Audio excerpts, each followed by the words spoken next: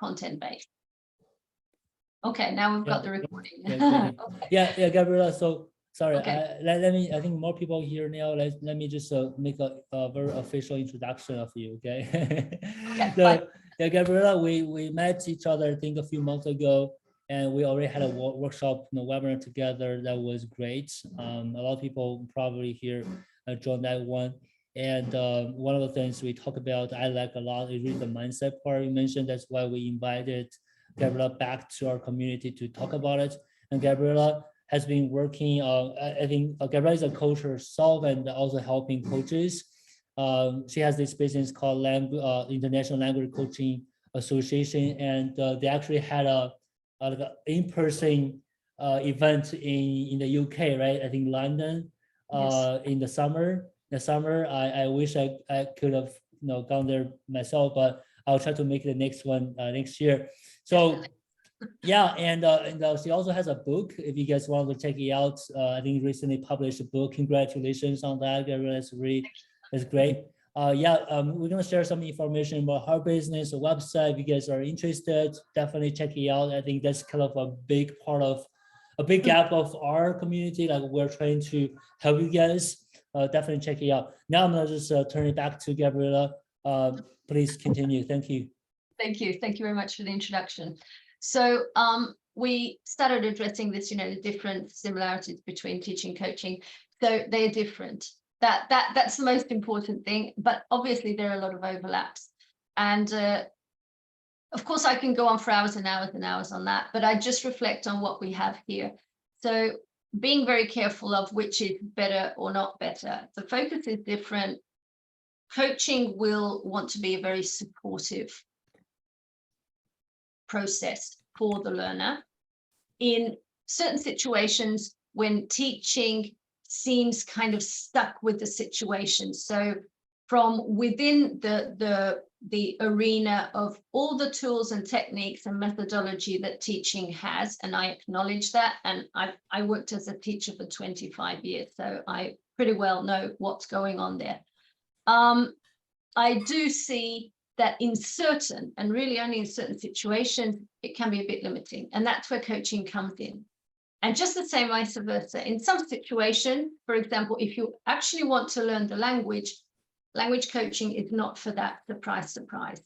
Language coaching will help the learner to be more aware and clear on their goals and how they can achieve those goals. But the actual achievement is going to be learning in some form, right? And that's where the teacher and the trainer will come in. So a coach will not teach, right? So we have to be very, very careful with that kind of definition of, I'll get you to reach your goals. Yes, of course, but I'm not actually going to do the teaching. What you do very often is you wear different hats, maybe within the same session with the client, and be very clear. Also, you have to be very clear on, you're not doing therapy, you're not doing psychoanalysis, you're not a psychologist, unless you are, okay? So being clear with that. I was just listening to a talk at the association by a language coach who works with refugees, huge, big trauma, being very careful of your boundaries, what works, what does not work. So that's a completely different, mindset again. So a coach helps learners become more autonomous. Yes, absolutely. Also, we're looking at whether it's moving them towards perfection. I'd be once again very careful with perfection. Okay, perfection is so impossible to live up to. So I'd kind of bring that down to being the best possible me, or to reach my potential in a certain way. Okay, so being very careful about the wording of your message, what you promise. Okay, so these kind of things are in the air, and we're going to move into the actual talk in a minute. Okay, but I just wanted to address these things so that we understand. I'll be addressing further the differences between teaching and coaching, so don't worry. Alan, you have a question. What's the PCC after my name? Thank you very much. It's a professional certified coach. So I'm internationally certified by the ICF, which is the largest coaching organization, International Coaching Federation. If you're a teacher and trainer, Maybe you need it, maybe you don't need that kind of certification. I know that people who work with us don't necessarily have ICF certifications. It's not a must. So just because you are working with a coaching skill set doesn't mean that you need all the certification in the world. Okay, so just if you're working, for example, with corporate organizations, it can be something that is necessary for you to hand in a tender or to work, okay, towards that kind of catering for that kind of need. Okay, so I'll move on then, now that we've established this. And what we're going to look at is another kind of mindset, and mindset around money and work, how those two are related to. And one thing I want to be very clear about is, if you're looking at, you know, coaching as, oh, it's all about the money. Yeah, I get it. Yes, of course. But then you're in the wrong webinar. I'm going to be addressing the professional side. Okay. Obviously, and I know I charge 3, 4, 5, 6 times more than an average teacher in the country that I'm working in. Okay. So I get it. It's about that. But just wanting to make more money is not what is going to make you stand out and make you a coach. So that's not enough. It's like, I want to run really fast, so I'm going to do a marathon. That's not the mindset that's going to get you to run a marathon, right? So that's not how the way things work.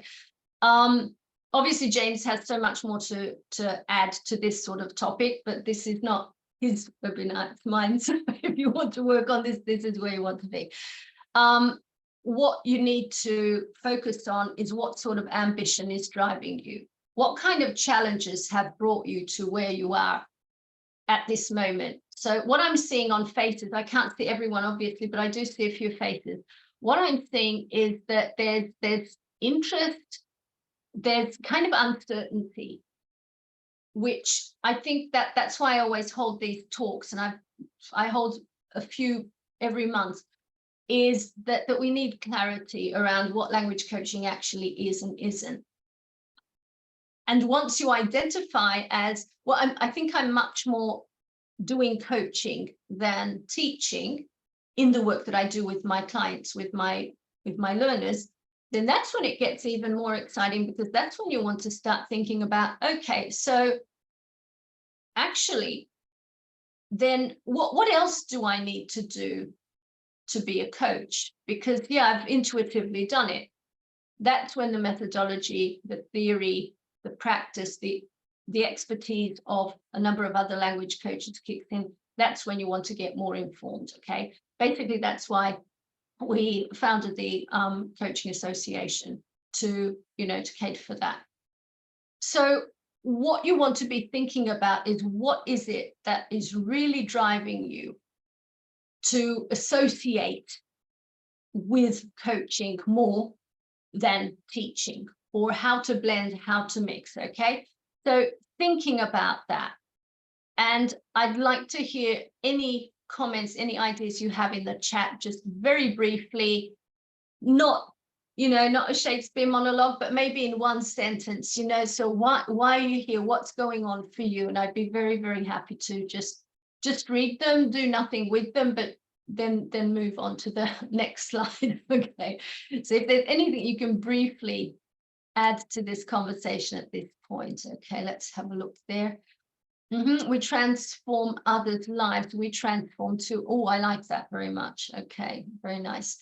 So yeah, it very much is about transformation. We do transform the mindset of our learners. And interestingly enough, in my life, I've realized that it transforms you. So it goes back and forth as your clients mold and change. So you and your communication and your thinking will also change. Once you get into the habit of working with a coaching mindset, it's going to also move into your personal life, obviously your professional life, how you approach, life in general. So it's very powerful. Okay, what we have here, thank you. Yeah, clarification is important. Okay, I do, so many things here. I do it because I want to help others find the gifts they don't know they have. Oh, that's beautiful. Thank you very much. Transformation, not information. Absolutely, yes. Information, that's the teaching and the training bit, right? That's where we tell people what to do. That's the instructional bit, but that's not coaching. If we're giving information, if we're telling people what to do, that's not coaching, sorry. To call ourselves a coach, that would require appropriate qualifications, right? Once again, it depends. So obviously I'm seeing a little bit of a challenge here. If you want to pursue it fully, yes. But if not, then the skills are okay. There's a huge, big conversation around this, and I really don't want to get into this here, whether you should be certified, accredited or not, where to go to, what to do. It's completely up to you, but quite honestly, listening to this and attending a workshop will not make you a coach, that's for sure, okay? So it gets you thinking about it, but you're not going to get there, okay? Advanced speakers often plateau. They need more coaching than teaching at a certain stage. Absolutely agree. I would say above B1, it's more coaching than teaching that you're doing quite often. So yeah, I really like these thoughts. Thank you very much. And I'm going to move on now. Another thing that I want you to think about is, what is it that's defining you now? Is it the past, all the things that you've learned, all the things you've encountered, all the things that you've been working on? Is it you're really focused on the present, what's happening around you now, physically, emotionally, cognitively, I don't know, network-wise, money-wise, whatever? Or are you fully focused on the future? All of them are fine. What you need to see is where those, you know, like you've got those volume buttons, you know, where are you? Where are you centered at the moment? I'm not going to keep asking you, but I want you to keep this in mind.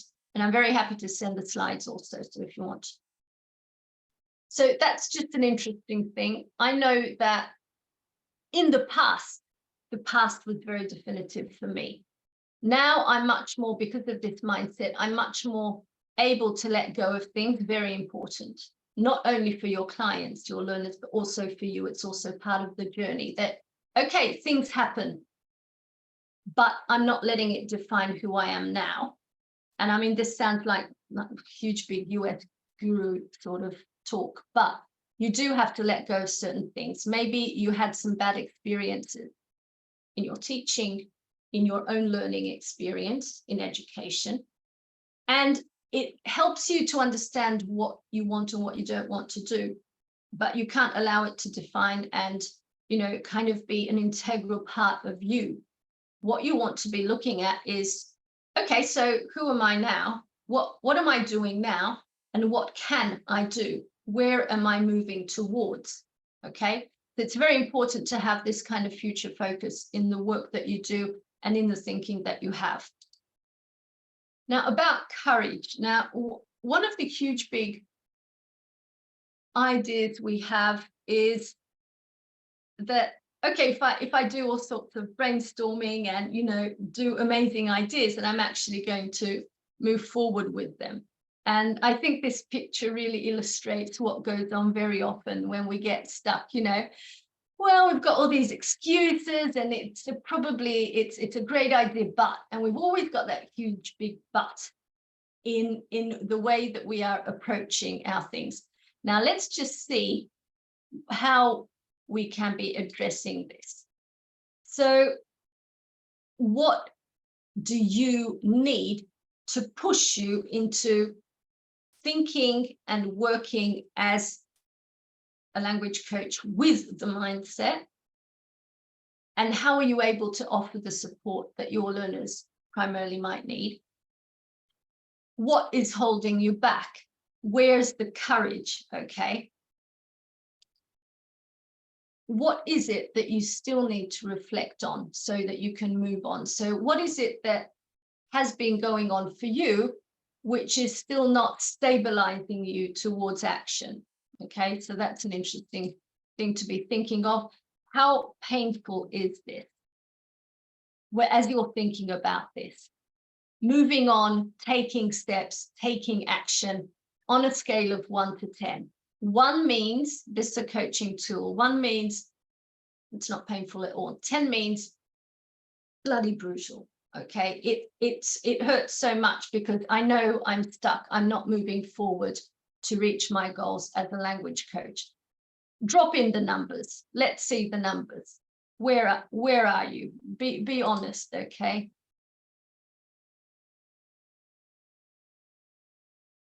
Let's see the numbers. How much is this pinching you? How much is it hurting you? That 6, thank you. So that's a kind of so-so answer. All right, okay. Let's see some more numbers. 6, okay, another 6. 9, okay. 4, okay. Sometimes 3, sometimes 6, sometimes 4. Okay, 8, right. Okay, so we're getting complete mix on the full spectrum of the scale. Okay, thank you for that. Now, in coaching, they say that you can't work with anything under 8. I don't know. Then you have to address what's going on. Why is it a 4? What's going on there?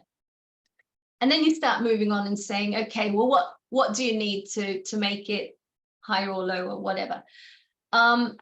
So around 8, something changes for you because you feel an intensity of emotion, need, whatever. And that's when you want to say, okay, I'm going to take action. And actually, that's what you can do with your clients. And you can ask them, how painful is this that you're not making progress, for example, with your learning? And if it's below an 8, then it's not painful enough for you to say, okay, then we're going to work on it. Right. Now, moving on. What is it? If you look at these skills, excuse me, what is it that you notice with these skills? These top skills from Future of Jobs report from the World Economic Forum.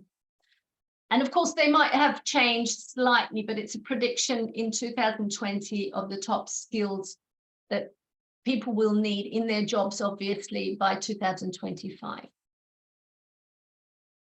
Anything that you notice with these? One thing, I don't see language there, which is a pretty big thing. But, okay, besides that, what we're seeing is how many of these is traditional teaching supporting? Give me a number. We've got 10 skills here. How many of these skills, quickly into the chat box, how many of these skills is teaching supporting? From elementary school up to adult education, whatever, if we're thinking of teaching, how many? Not maybe 1 or 2, thank you. How many do you think are being addressed? 1? I'd be very curious what that 1 is. Okay. 1. So there's this huge, big gap between education. A lot of 1s. This is so sad, isn't it? All. Okay, Sophia said all. Okay, I agree with the 1. I also agree with the all. So it depends how we look at it. So one thing that we in coaching actually do is we can support most of this.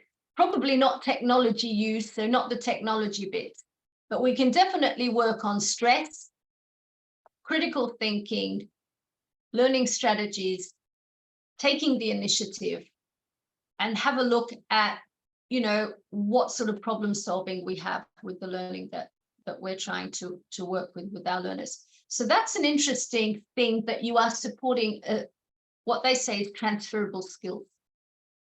And this can be in secondary school, elementary school even. Instead of telling them, okay, so the difference between this and this in the language, in the target language is this, you can just simply flip it and make it into a question. Do you see any differences between I sleep, I slept?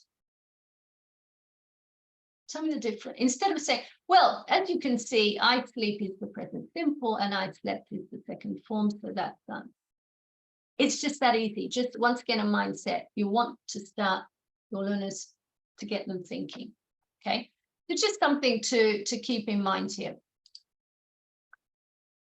What is going on for your learners? How much do you think you are supporting?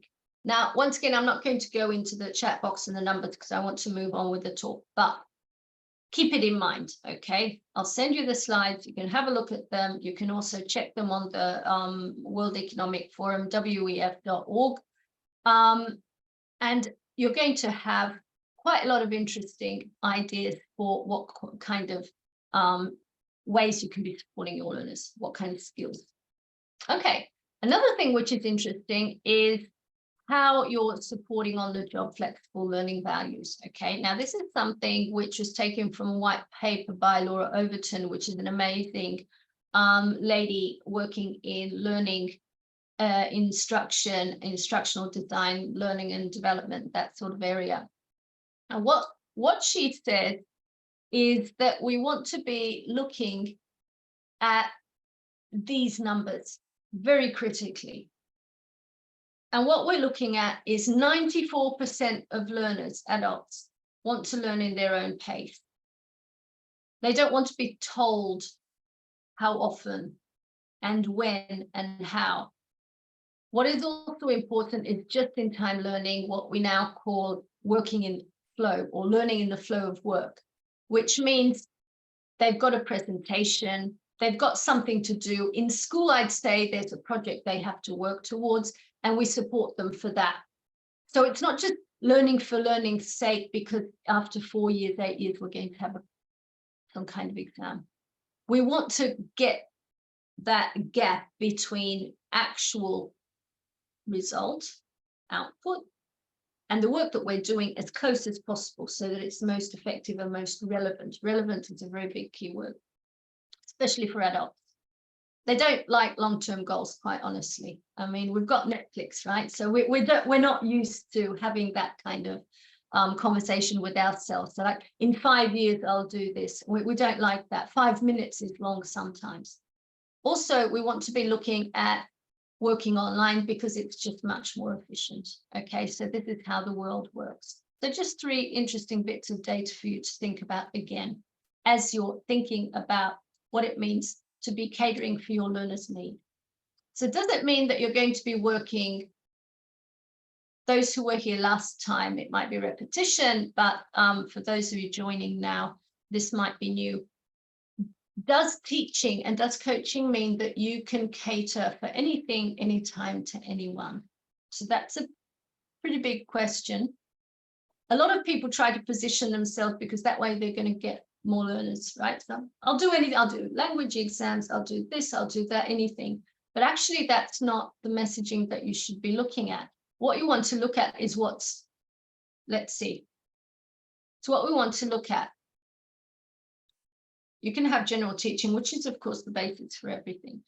But if you want to start specializing, you might only focus on Cambridge exams. You might only focus on presentation work. You might only focus on elementary learner support. You might only focus on whatever. Because that way, when your message hits your target market, they're going to go, oh, that's it. I need her because she's doing exactly what I need. If it's not exactly what I need, I'm going to be uncertain about the messaging. And let's admit, a lot of teachers try to be generalists, and I don't agree with that. I think it is possible, but the messaging goes astray, right? So that way you're not going to meet your target market. Another even more specific way of niching is if you start focusing, for example, this is just an example, okay? So there could be many tops to this pyramid. Is focusing on general business language, and you can bring in the training and the coaching elements in there. But it could also be, you know, higher education students, focusing on them or whatever, but you bring in that coaching. And finally, another thing that you can do is to move into communication and culture, which is a pretty big thing. You know, you also have this, you know, inclusive learning and focusing on elements of that. And of course, what it's going to affect is the pricing. So you're going to be looking at ways that your proposition, the proposals that you have, the messages you put out, posts on social media, whatever, your adverts, who are they addressing? Now, this is just one example, but obviously, if general, you know, business stuff is not your thing, then you would be niching towards something else. So what you have to check is who you are trying to address, okay? And of course, the more specialized you are, the higher the prices go, whether we like it or not. So that's an interesting aspect. Question is, where are you now? Are you on level 1, level 2? I hate this level thing, but anyway, for simplicity's sake, level 1, level 2, level 3, or level 4.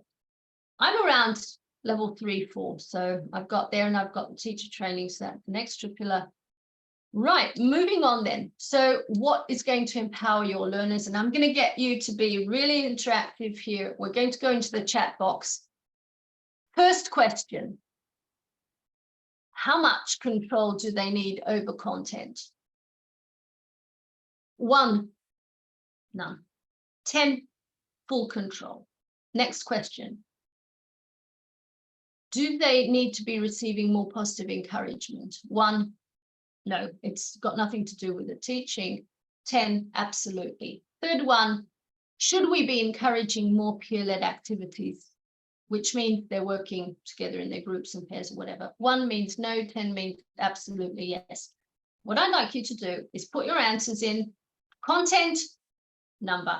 Encouragement, number. Peer-led, number. I'll give you a minute and we're going to check.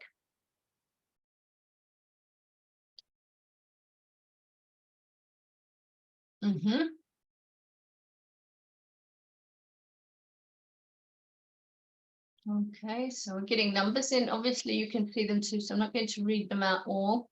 Okay, second one is the one that's getting 10s everywhere. First one, not so much, and the third one also getting pretty high marks, pretty high numbers.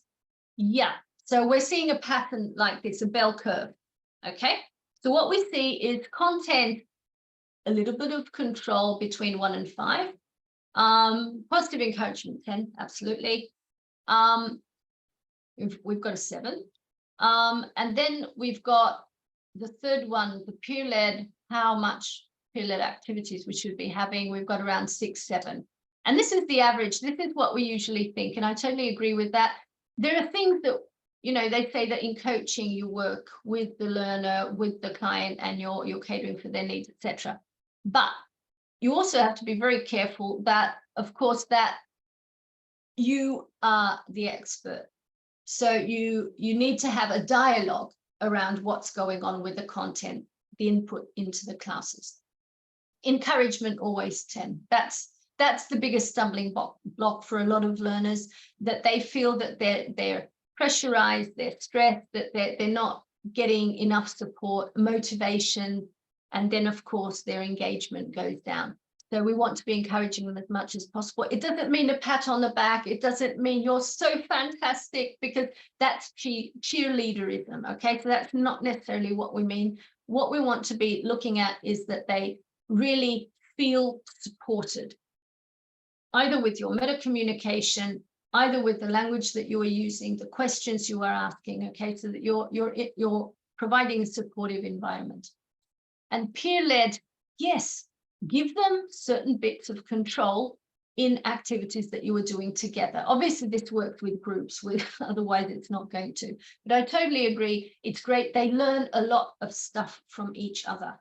And it's the same with adults. Adults learn from each other in the workplace setting. And employers are just starting to realize that there's so much potential in that. Question for you to think about, we're going to move on, is what can you do differently from tomorrow to empower your learners better? Have a think about that. What's the one thing that you can change? You can put it in the chat if you want, but we're also going to move on. So in the meantime, if you want to throw it in there, thank you. And okay, positive encouragement, exactly, it has to be specific. Yeah, I agree with that, totally. Anyone, anything? Okay, good to move on now. Being aware of time. Right, now what we have is being a bit dangerous to look at what you were offering, for example, as this or that, because we're always flipping, sliding on a scale. Here are some ideas of ways that you could define the programs that you're offering, which means a certain kind of content. If we're looking at the offline form, it's more the traditional. And if we're looking at the online, that's a different kind of mindset. What you must not forget is that you can mix and match, right? So you can take offline, personalized, weekly 2x2, high prep, location specific, focusing on skills development. So you can have a lot of things going on for you, and you can mix and match these. And of course, all of these have many different aspects. So this is just two. So there's a big difference between a 3-day training and 60 hours, but there are also at least 500 other versions that you could have here, okay? So, but this is just generally two extremes of the kind of program that you could be offering. And what you want to look at is ask yourself questions. Why am I offering offline? Why am I offering general blah, blah, blah? So go through it and really analyze, trying to find out what's the root cause for your offer being what it is. And if you can't come up with legitimate answers, then you're probably doing something which you might need to change, okay? So just keeping this in mind, what is it that's going on for you, for your business? Once again, a coaching mindset looks very critically at what is going on and try to look at it from a big picture. What kind of trends are going on worldwide? Am I following those trends? Am I actually offering something that my learners need? Have I heard a question from a client and I couldn't answer it because I wasn't offering that sort of thing?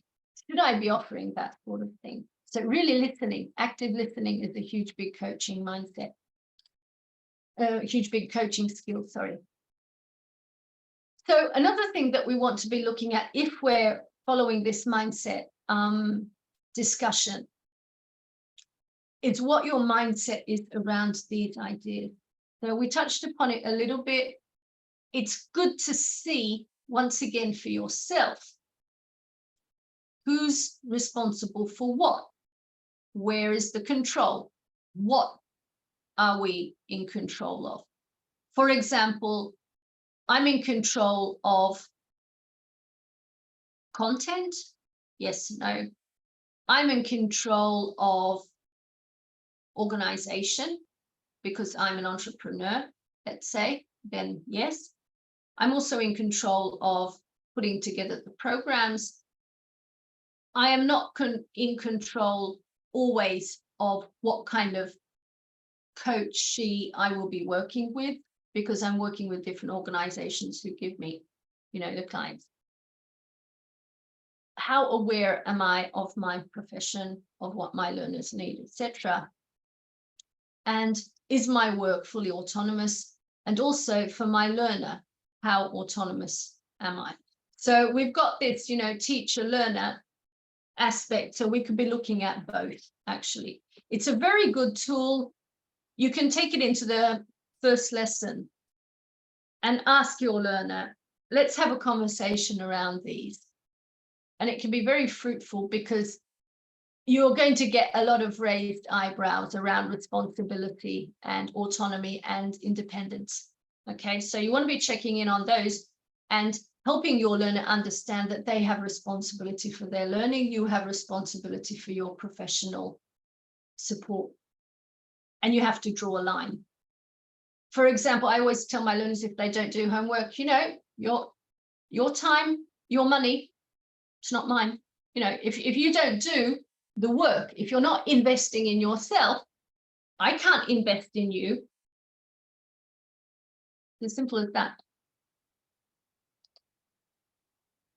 Another thing that you need to be doing is background work. Okay, so you need to be looking at what's going on, once again, from a different perspective.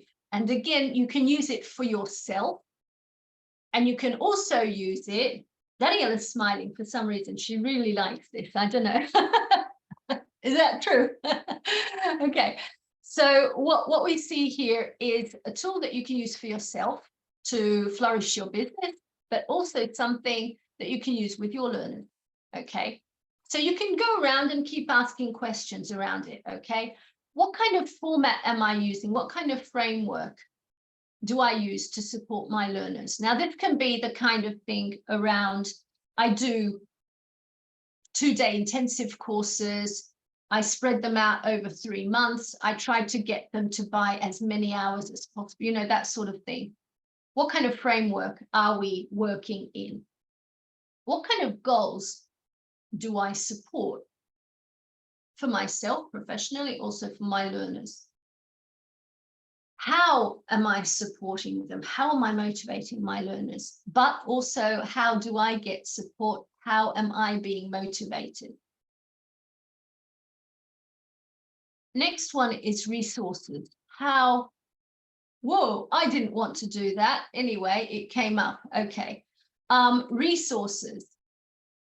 How many resources do I need to, or am I using with my learners? But also, how many resources do I have?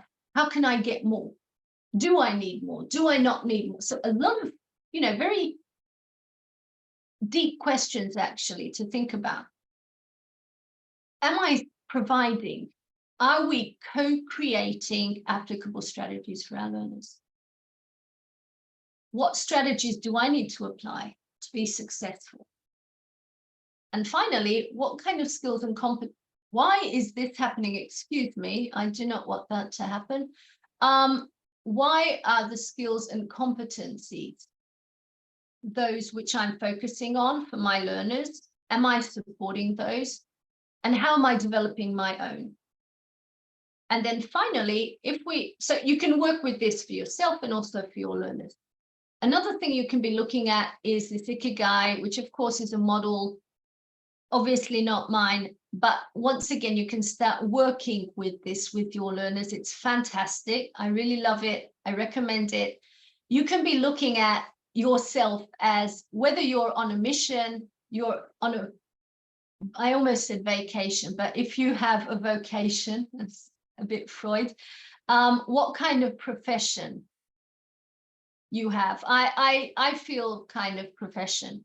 And what's your passion? And whether you're in the right spot. If you have all 4 of these, then you're in Ikigai, you're in the golden spot there. If not, then what is it that you want to be focusing more on, what's going on for you? So this is particularly about you, but you can also transfer it to your learners. How is learning English supporting you with this? That would be the question that you would be asking. Okay. So the next thing is reasons for certain communication norms to be influencing what you're doing. I'm just going to throw these up, okay? The ESL environment as such is changing. We're looking at English particularly as a lingua franca, which means those who are non-natives are communicating through English. So it's a new language for those using it. This is more and more common, especially obviously in the workplace environment. There are more and more self-study tools, and it's a huge, big market, isn't it? So we know, yeah, you should do this and that and learn this way, that way. Sometimes they just need someone to hold their hands and just clarify what's going on. There's too much up there, actually. And not all of them are good. The concept of class as such has been, what does it mean that there's a classroom? So it's not 30 students sitting and smiling, isn't it? So it's completely different now. We're looking at much more online, much more fatigue. We're looking at, there's more awareness around learning outcomes and what kind of responsibility each party has. We're looking at where the accountability lies, that there's more autonomy. Teachers are now pushing back for well-being reasons, for a number of other reasons. There's a lot of social pressure, there are financial aspects. We can't do everything, right? So learners have to get more involved in what's going on. And if they're not, then they're actually not going to take that responsibility and actually make progress. We're looking also at the way and the amount of information and data that's going on. We can see changes in our daily habits. First thing you do in the morning, you look at your phone. 20 years ago, that was not a habit. These things are changing the way that we are looking at ourselves, at our learning. We've got this blur in entertainment and education, which is edutainment. So a kind of mix of YouTubing stuff, which is going on, which is good for learning, also for entertainment. How can you actually bring that into the classroom? Should you not? There's a lot of questions happening. Networking. It's part of the online entertainment sphere. Is that also language practice? Get someone and discuss things. And also we've got the attention span, which is shrinking. Some people challenge that. I totally agree with it. After 5 seconds, if something is not interesting, I lose interest. I can't. On the other hand, you have to keep scrolling. You have to find out what's going on. So a lot of dynamics which have changed. Is language learning addressing these? How is it addressing it? How are you in particular? How is your mindset in, chiming in with the sign of the times which are influencing? Obviously, the list can go on and on, but these ones that I've found in the past few years to be particularly, pushing its presence into the learning sphere. Adult learners, that's my specialty. So that's what I'm going to be talking about. 2 key factors: how committed they are, how much they need it. Yeah, so that's what's going on. We've got these are the challenges, right? Low commitment, low needs. Okay. Don't care, don't need it. Okay, fun to work with those people. Then you've got those who are really strongly committed. They really, really want to do it, but they don't need it. Interesting mix. Then you've got those who don't want to do it, but they need it, right? So my boss told me to, yeah, that sort of thing. I need an exam. I'm not invested in it, but I need that exam. Finally, we've got, strongly committed. They've got an essential need. So those, they don't even need coaching. They just kind of, it works perfectly. What you want to work on with the other 3 quadrants, however, is how, as a coach, you can support them. If they've got low needs, establish what is it that might actually be a need for them, maybe not short term, but long term. How can it transfer into something else for them? Looking at someone who does not have commitment, what is it that's missing for them? Once again, see what you can turn it into for them so that they will get at least partially committed to what's going on. And also identify if someone is low on commitment, low on needs. If this is the case, like on a scale of 1 to 10, 2s, 3s, 4s, then it's not about coaching. First, they have to go and find out what their needs are, how committed they can be, increase that, and then come back and work with you. So in some situations, coaching won't work. Same as teaching. Teaching won't work with these people either. And it's not a fault. Don't get me wrong. It's not anybody's fault. It's not the situation in which they are. If they've been pushed into this kind of situation, it has to be made very clear from day one that it's not going to work. It's a waste of time, a waste of resources, a waste of money. It's a lose-lose for everyone involved. The others can be moved into win-win. Yep. Moving on. This is where we're looking at the comparison. I'm just going to throw it up here, okay? I've got talks on this on YouTube, so you can check it out. I'm not going to go into it. The key differences will be this, okay? So we're looking at differences in partnership, how much discovery time we have, and what kind of orientation we're working with, okay? So this is the clear difference. And I think I will have, I don't have a definition now because it's not a methodology talk. You can check our website and the definitions are all there together with the language coaching markers. Now let's have a look at how we can apply this, okay? So what we're going to look at, number one, is, for example, a process plan that you can do with your learners. You can ask them, what are your reasons for learning? Very basic. What's the reason you want to develop? In coaching, we avoid the why question. So we don't ask why. Why do you want to develop? Because it triggers a kind of, you know, it can have a negative response. I don't know. Another thing you want to find out as soon as possible is what your goals are, what your primary goals. Everyone will have a set of goals, but particularly one. Finally, what are your expectations? Also, you might ask what other colleagues, partners, clients, I don't know, students, teachers, whatever have for your learner. And what you want to coach on is see, okay, how we can blend these, how we can align them, how we can bring them together. And usually this conversation, it might take anything from 3 to 15 minutes. It depends on the learner. It also depends on you, how supportive you are in this space, what you're doing with the learner to find out. So it's just a good kind of tool to center them and get them. Okay, I'm going. Okay. Then another thing that we're looking at is the SWOT analysis. You might be familiar with it. What we're looking at is the strengths, the weaknesses, opportunities, and threats of the client, and how you can be supporting them, and what is it that's stopping these. Now, what you're looking at is, of course, most learners have a longer list for weaknesses and threats, and a shorter list for strengths and opportunities.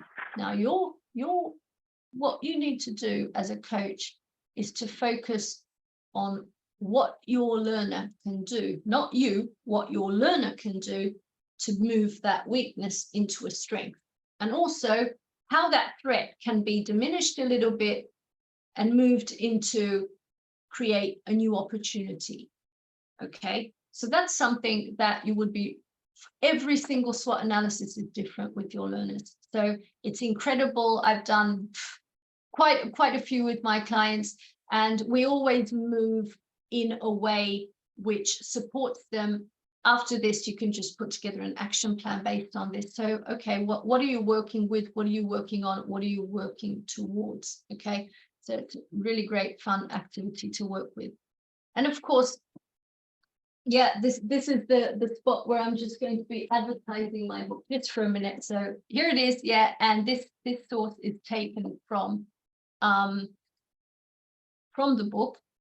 What you're going to see is a coaching wheel. You might be familiar with what, if you've done some coaching in the past, you can see that you have different labels: time, feelings, emotions, etc. You can change these labels. What you want to start working with is you want your learner to understand. You have to be very clever with the questions you ask. How much time are you spending on learning? How much time would you like to? Okay, so it depends on you what kind of question you ask, but it has to be something which can be on a scale of 1 to 10. If you look on the right, you're going to see that yellow stick out. Now, this particular learner says they've got quite a lot of time to learn. Their feelings and emotions are not too good or not too strong around the learning. They're not really making use of their network to practice or to learn or whatever. Their language skills are so-so. Their motivation is very high. They're very committed. They're not too confident, either in themselves or in learning. And they think that they are relatively successful. So we've got a kind of moderate mix of things. The challenge here, of course, is to dig into the negativity around their feelings, not using their resources, and building their confidence, which all will impact on the success. Good thing is that their skills are relatively good. They've got quite a lot of time and they're very motivated. Now, of course, with each student, again, this is going to be completely different. And immediately they get a very visual stimulus of what's going on for them. They can put it on their refrigerator, they can put it in their bedroom wall, and once a month you can revisit and see how this is changing. Or you can do this at the beginning of a course with groups, which means you can ask everybody to just put their number there, and then the group can have an average. And then at the end of the course, you can revisit and see how much development has happened. So it's a fun tool. It's very visual. It's very easy to use, and you don't have to explain too much, which is important, because the more complex a tool gets, I think the less effective it's going to be. Another thing you can be looking at is the 5S model, which is you're looking at what strategies they have, what skills they have, what kind of support they have, how self-confident they are, and what's going on for them with success. You might use this similarly to the coaching wheel. The main thing here is it's 5 S's. So yes, that's kind of the theme here. And you want to ask your learners, is there anything underlying these? So how they, how they are looking at themselves as learners. And once again, you can also use this for yourself. What are your strategies? What are your skills? Who's supporting you? How self-confident you are? How would you define success for yourself as a business, as a professional, as an adult, in whatever way? So lots of interesting things going on here. And one thing that I'd like to find out now is what new questions you have at this moment.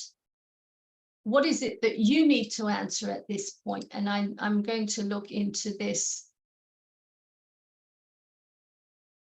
So what's going on here for you? What's your question?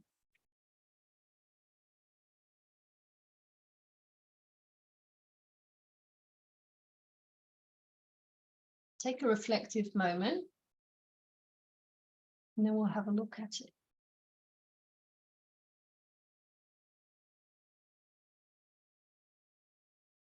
What's going on in your mind now? Other than, I have to go in a minute, but other than that, anything else?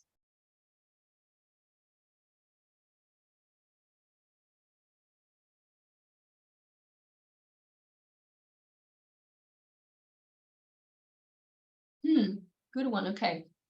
How to integrate these evaluations into the plan of my curriculum. Very nice. Yes. So how to bring these tools into the curriculum. It's great to use them as a warmer, as a cooler, something to give for homework and just discuss very briefly. Coaching very often is about increasing awareness for your learners, just so that they understand a little bit better what it means to be a language learner. I mean, it's for some of them, it's a new role. It's a subject, but not the kind of subject you have at school like the others. This is where you actually have to talk. And you've also got a lot of, ideas about what kind of language learner you are. You've got a history with it. And a coach will redefine that, will help them redefine into a positive space. Okay, how to overcome procrastination and the reasons behind it. Coaching will definitely be working on that for yourself and also for your clients. So I know I used to have procrastination issues, and I realized I've got a lot of coaches, a lot of clients with procrastination issues, obviously for a reason. Okay, so there's always this sort of thing going on. Also, we have how to integrate these questions into a strategy session and into your curriculum. Absolutely. It's about how to blend them and how to bring them into the space that you're working in currently.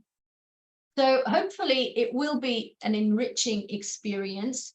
And what is really important is that you want to be looking at how you can help your learners quicker to reach their goals faster. So one thing that I recommend, obviously, buy the book, have a look at it. It's, I don't know, 300 and something pages. So it's quite a thick book, actually. And it's full of tools. It's also quite theoretical in the beginning, which I skipped today because that's not what we were here to discuss.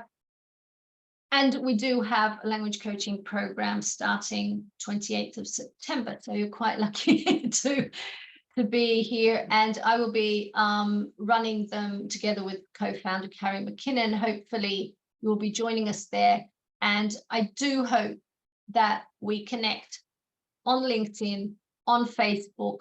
I'm there. I regularly post, I regularly share things that I've been working on, you know, events. We do a lot of free events. So I'd just like to thank you very much for the opportunity to be here. You were very nice, very lovely, smiling all along. I really appreciated that. It's always a little bit, you know, taunting to just be talking 60 or whatever minutes and, you know, not getting too much feedback, but this was really nice. So thank you very, very much. And thank you, James, for having me. And if there are any, I don't know, questions in the lives, I don't know how much time we have, I'm very happy to answer. So I'm going to stop sharing now. Okay, so thank you very much. Thank you, Gabriella, and appreciate the presentation here. And Gabriella is also in the Teach Entrepreneur network group. If you guys have questions, you can probably ask on the event page, tag her, feel free to do that. So the whole reason of having her giving this talk, just we see the gap here. No, from teacher to teach entrepreneur, just not okay, learning how to do marketing, learning how to do sales, then you will be all set. It's more than that. It's kind of a whole transformation. We're trying to get these pieces that you guys need and try to help you have a much easier journey to make this transition. But yes, but anyways, thank you guys for joining today, and thanks to Gabriella again for presenting today. If you guys have more questions, feel free to reach out to her. Let us know your feedback as well in the inner circle in the Teach Entrepreneur Network group. Yeah, I think and I have some notes here. Alan, thanks, Gabriella. And yeah, Gabriella shared the page. Please do that. Carol, thank you for a great presentation. Looking forward to getting the book. Great. Jeanette, can you put the link? Yes, we have the link already in the chat. All right, guys, and this is recorded. If you miss part of it, you can find the recording in our community. If you cannot, just tag us. Let us share that with you. Yeah, that being said, that was a great presentation. Thank you guys for joining us. And again, thanks, Gabriella, for hosting it. So I'll see you guys next time, okay? Thank you very much. Take care. Bye-bye. Have a good rest Bye-bye. of the day. Bye, guys. Bye, everyone. Bye-bye.